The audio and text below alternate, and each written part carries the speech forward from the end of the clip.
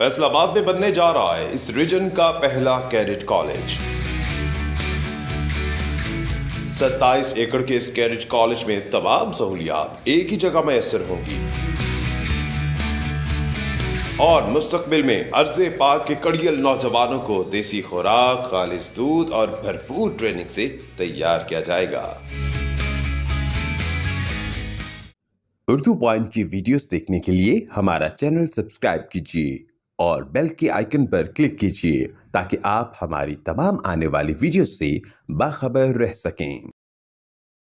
अस्सलाम वालेकुम, आप देख रहे हैं उर्दू पॉइंट। मेरा नाम दानिश हुसैन। पाक अफवाज में भर्ती होने के ख्वाहिशमंद जवानों के लिए एक बहुत ही अच्छी खबर है कि फैसलाबाद सुवाना रोड पर एक state of the art cadet college बनने जा रहा है और ये फैसलाबाद डिवीजन का पहला ऐसा ए कैटेगरी का कैडेट कॉलेज है। 27 एकड़ पर मुहित इस कैडेट कॉलेज में कौन कौन सी फैसिलिटीज हैं जिससे ट्रेनिंग एंड डेवलपमेंट और ख़ास तौर पर कड़ियल जवान तैयार होंगे जो इस धरती माँ के लिए मुस्तकबिल में हिफाजत का किरदार अदा करेंगे, कमीशन हासिल करेंगे। ये जानने के लिए हम चलते हैं ब्रिगेडियर रिटायर सितारे इम्तियाज अब्दुल हमीद साहब के पास, जिनके ज़ेरे सरपरस्ती ये सारा काम होने वाला है। तो आइए मेरे साथ।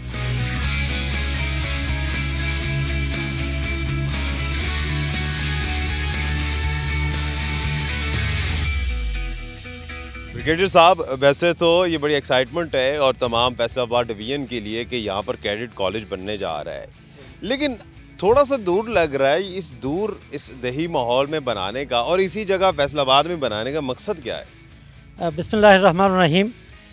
दानिश साहब, ये असल में बहुत पुराना एक ख्वाब था मेरा कि अपने नेटिव एरिया में कोई ऐसी खिदमत की जाए जो हमेशा हमेशा के लिए हो और यादगार बन जाए।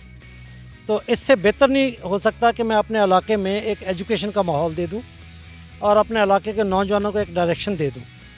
तो दूसरा, इस एरिया में आने का मकसद ये था कि थोड़ा शहर के स्पॉट से दूर पोल्यूशन फ्री एनवायरनमेंट में मैं कोई ऐसा अदारा कायम कर दूं जहां से बिल्कुल तंदुरुस्त और तवाना नौजवान जो हैं वो मुल्क की खिदमत के लिए तैयार हो सके।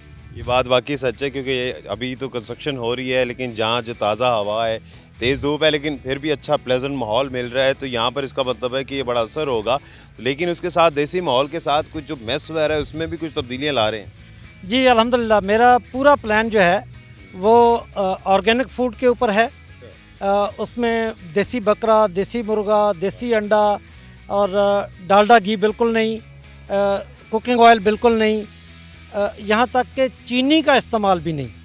और मैं देसी शक्कर, गुड़ वगैरह के ऊपर इंशाल्लाह अपने बच्चों को देसी खुराक खिला के, जिस तरह गाँव के नौजवान होते हैं ना सेहतमंद, उस तरह सेहतमंद बच्चे इंशाल्लाह यहाँ से जो मेंटली, फिज़िकली, स्पिरिचुअली स्ट्रॉन्ग होंगे और दुनिया की आंखों में आंखें डालकर बात करने वाले होंगे, अंदर से अल्लाह से डरने वाले होंगे, वो नस्ल मैंने तैयार करनी है जो पाकिस्तान की उम्मत मुसलमान की आगे चल के बागडोर संभाल सके इंशाल्लाह। ब्रिगेडियर साहब, आपने जिस तरह से अभी जो खाने बताए हैं, आपने कहा सॉफ्ट ड्रिंक्स वगैरह नहीं होंगी, ऐसी चीज़ें नहीं होंगी, देसी बकरा मुर्गा होगा, ये तो बहुत महंगा जाएगा। तो फिर ये जो यहाँ पढ़ने वाले हैं उनको कितनी फ़ीसें अदा करनी पड़ेंगी?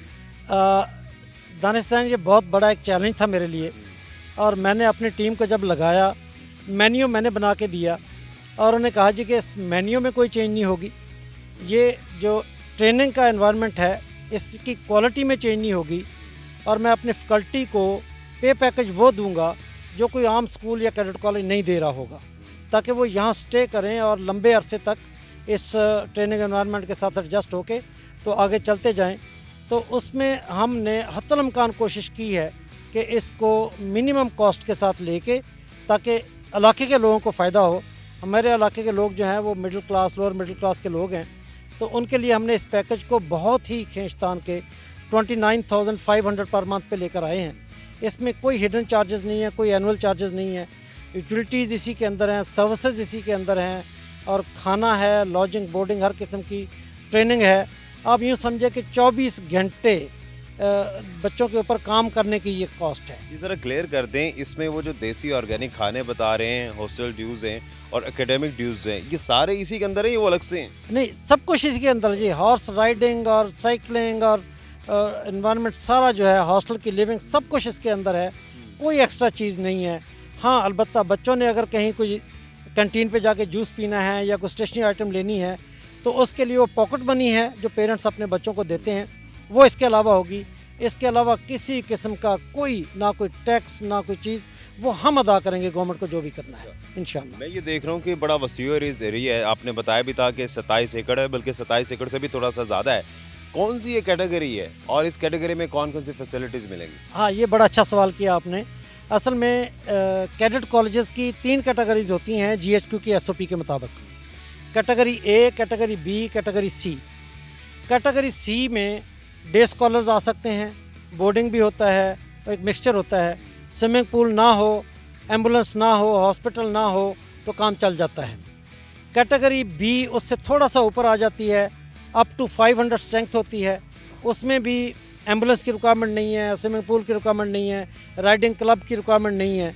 वेयर एज जो कैटेगरी A है, ये highest class of cadet college है, जिसका कम से कम रकबा जो है वो 25 एकड़ होना चाहिए और उसमें हॉर्सेस होने चाहिए, सैडल क्लब, स्विमिंग पूल होना चाहिए, हॉस्पिटल होना चाहिए और एम्बुलेंस होनी चाहिए, रिक्विजिट ट्रांसपोर्टेशन होनी चाहिए। अल्हम्दुलिल्लाह हम डे 1 से कैटेगरी A के ऊपर जा रहे हैं। ज़बरदस्त, ये बड़ी अच्छी बात है। और मुझे तो ये सरप्राइजिंग लग रहा है कि ये सारी फैसिलिटीज़ जो हैं वो 29,500 मेरे ख्याल से आपने बताए, उसी के अंदर ही ये सारी चीज़ें हैं। इंशाल्लाह उसी के अंदर है। और बच्चों की हम कोशिश करेंगे छुट्टियों के ऊपर रोड एंड रेल एंड के ऊपर पिक एंड ड्रॉप भी हम मुहैया कर सकें इनको, इसी कॉस्ट के अंदर। इसी में? जी हाँ, इसी में। क्या फैसलाबाद डिवीजन में इस A कैटेगरी का कोई और भी कैडेट कॉलेज है आपके इल्म में अब? जहाँ तक मैंने चेक किया है, हमारे तीनों आर्मड फोर्सेस के जो अदारे हैं, एयरफोर्स, नेवी और आर्मी, ये NOC देते हैं कैडेट कॉलेजेस के लिए। मैंने तीनों फोर्सेस से चेक किया है, फैसलाबाद में किसी भी फोर्सेस का कोई भी कैडेट कॉलेज किसी भी कैटेगरी का नहीं है। कैडेट स्कूल्स के नाम में कुछ कोठियों में, ये बाज़ारों में स्कूल चल रहे हैं, लेकिन कैडेट कॉलेज फैसलाबाद की हिस्ट्री में पहली दफ़ा बना है। B और C का भी नहीं है? B और C का भी नहीं है। हाँ जी। ब्रिगेडियर साहब, आप तो माशाल्लाह प्रोफेशनल हैं, सितारे इम्तियाज़ भी हैं। जो स्टाफ आपके पास होगा वो किस कैलिबर का होगा, कितना प्रोफेशनल और ट्रेंड होगा? अच्छा, इसमें जो कैडेट कॉलेजेस में यूजुअली और स्पेसिफिकली कैटेगरी A में हमारे पाकिस्तान मिलिट्री एकेडमी के जो ड्रिल स्टाफ होते हैं ना, वो पाकिस्तान के नंबर 1 ड्रिल इंस्ट्रक्टर्स होते हैं। हम PMA के ड्रिल इंस्ट्रक्टर ले रहे हैं, PMA के ट्रेंड जो हों, और जो PT स्कूल है एबटाबाद में, उसके जो ट्रेंड PT इंस्ट्रक्टर्स होते हैं हम वो ले रहे हैं। और सैडल क्लब के लिए हम RV एंड FC के ट्रेनर्स ले रहे हैं। जो फैकल्टी है उसमें हम फ्रेश MPhil PhD ले रहे हैं और उनको हम 2 महीने की फ्री ऑफ कॉस्ट ट्रेनिंग देंगे और उनके साथ फिर हमारा बॉन्ड होगा 1 साल का। उनको पे पैकेज ऐसा देंगे, इंशाल्लाह वापस नहीं जाएंगे। तो ये हमारा टोटल स्टाफ जो है ये वेल ट्रेंड, वेल एजुकेटेड होगा इंशाल्लाह। आपने फ्री ट्रेनिंग की बात की तो मेरे जहन में सवाल आ गया कि कोई फ्री ट्रेनिंग ऐसी भी है जो स्टूडेंट्स के लिए, जैसे ISB के लिए अक्सर लोग तैयारी कर रहे होते हैं, तो उनको भी क्या फैसिलिटेट कर रहे हैं, फ्री या चार्जेस होंगे? Thank you very much for this question. ये बड़ा अच्छा क्वेश्चन है। ये सबसे अच्छा क्वेश्चन होता है फ्री वाला। मैं चूँकि इस इलाके की खिदमत के लिए आया हूँ, तो मेरा ये प्लान है कि हमारा जो ट्रेनिंग एनवायरनमेंट है, मल्टीपल ग्राउंड्स हैं और फिर ISSB ट्रेनिंग एरिया है और ट्रैक्स हैं, ये मैं लोकल नौजवानों के लिए इसको ओपन रखूँगा। और स्पेसिफ़िकली जब PMA के लॉन्ग कोर्स की कोई एडवर्टीज़मेंट आ जाए और शुरू हो जाए, तो मैं बच्चों को फ्री ऑफ कॉस्ट यहाँ पे leadership training, mentoring, guidance, ISSB के लिए कैसे जा सकते हैं उनको प्रोवाइड करूँगा, ताकि मेरे इलाके के लोग मैक्सिमम कमीशन ले सकें इंशाल्लाह। तो ब्रिगेडियर साहब, ट्रैक की बात हुई तो कितना एरिया का ये ट्रैक है? जगह तो बहुत बड़ी है आपके पास, कितने ग्राउंड्स हैं जिस पर ये ट्रेनिंग भी होगी, फिजिकल एक्टिविटीज़ भी होने वाली हैं? मैं वैसे आपको अपने रिगरस ट्रेनिंग का प्लान बता दूं तो हो सकता है कि पेरेंट्स थोड़ा डर जाएं कि हमारे बच्चों के साथ क्या होगा। उनको टफ़ एंड रफ बनाने के लिए हमने 700 मीटर का ट्रैक बनाया है और उसके वो डेली सुबह उठ के 4 राउंड्स रनिंग के करेंगे। 2.8 किलोमीटर से 3 किलोमीटर तक उनकी रनिंग होगी। उसके बाद उनकी PT स्टार्ट होगी, जो फिज़िकल ट्रेनिंग उसके बाद स्टार्ट होगी। ये उनका मॉर्निंग वार्म अप होगा। और इवनिंग गेम्स के लिए हमारे पास 2 फुटबॉल ग्राउंड इंटरनेशनल स्टैंडर्ड्स के, hockey grounds, basketball courts, volleyball courts, ये सारे अल्हम्दुलिल्लाह मौजूद हैं। और इतना बड़ा एरिया रखा ही इसलिए है। और फिर इसके बाद आप देखें एडमिनिस्ट्रेशन विंग में, एकेडमिक विंग में हमने 4-4 कनाल के लॉन दिए हैं। उन लॉन के अंदर सिटिंग एरिया और बच्चों के अपने सेल्फ स्टडी के लिए, प्रेप के लिए उनको हम नेचर एनवायरनमेंट प्रोवाइड करेंगे। वो कमरों में घुस के बैठ के ना पढ़ें, बाहर निकलें, लॉन में बैठ के पढ़ें, और इंशाल्लाह उससे उनकी फैकल्टीज़ भी ब्रॉडन होंगी और वो अच्छा पढ़ भी सकेंगे। ब्रिगेडियर साहब, जिस तरह से हमने एनिमेटेड वीडियो तो देखी, जो आपका कॉन्सेप्ट है वो वाकई बड़ा स्टेट ऑफ द आर्ट है। और फैसलाबाद क्या, मैं तो समझता हूँ कि बाकी भी पूरे पंजाब के लिए, बाकी जगहों के लिए भी बहुत अच्छी फैसिलिटी मिलने वाली है।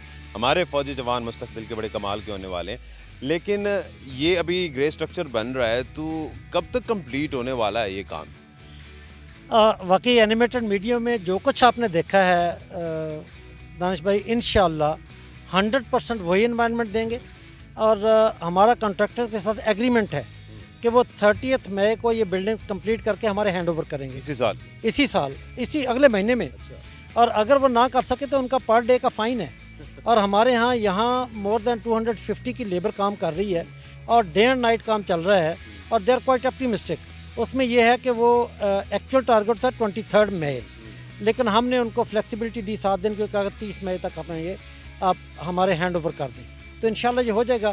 और हमारे पास टाइम है, 1 अगस्त को हमने सेशन स्टार्ट करना है, तो हमारा जून और जुलाई का महीना है, वो इसकी फर्निशिंग और इसकी फाइन टचेस का टाइम होगा। 1 अगस्त से इंशाल्लाह हम स्टार्ट कर देंगे। तो एडमिशन्स कब ओपन हो रहे हैं और कब तक हैं?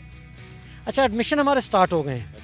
हमने एडमिशन इनफैक्ट हमारा प्लान तो था कि हम अगस्त के करीब जा करेंगे, लेकिन बाकी कैट कॉलेजेस ने जब एडमिशन स्टार्ट कर दिए, पेरेंट्स ने मुझसे पूछना शुरू कर दिया जी कि अब मुझे बताएं, मेरा बच्चा आपके पास एडमिशन हो जाएगा तो मैं फ़लाँ कैट कॉलेज में एडमिशन ना कराऊँ।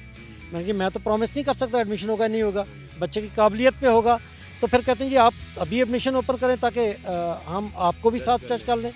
तो इसलिए मुझे एडमिशन मजबूरन खोलने पड़े हैं।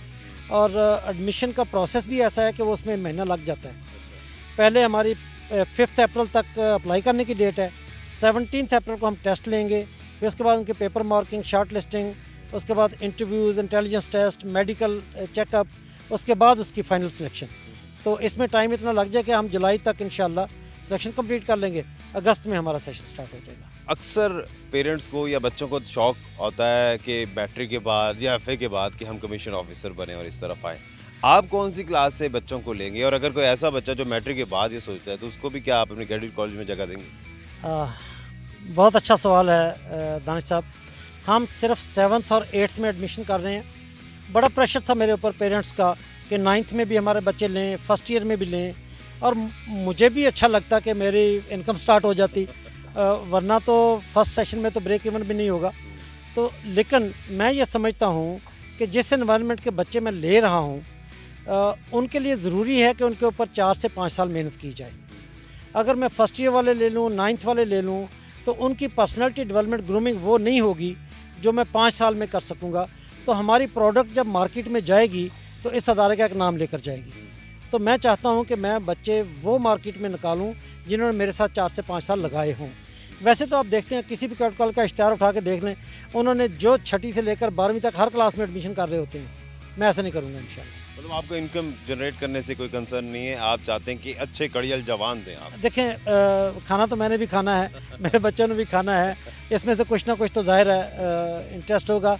लेकिन बेसिकली ये मेरा खिदमत का जज्बा है इंशाल्लाह, और इसी को लेके चलूँगा मैं। बहुत शुक्रिया ब्रिगेडियर साहब, आप हमारे साथ मौजूद थे इस प्रोजेक्ट के लिए। बहुत सी दवाएं यकीनी तौर पर ये हमारे पाकिस्तान के लिए और स्पेशली फैसलाबाद डिवीजन के लिए एक बहुत बड़ा कंट्रीब्यूशन होने वाला है और मुस्तकबिल के मामारों को यहाँ पर एक अच्छा मुस्तकबिल भी मिलेगा। इसी के साथ अपने मेज़बान दानिश हुसैन को इजाज़त दीजिए। एक नई वीडियो के साथ वापस आएंगे। अल्लाह निगहबान।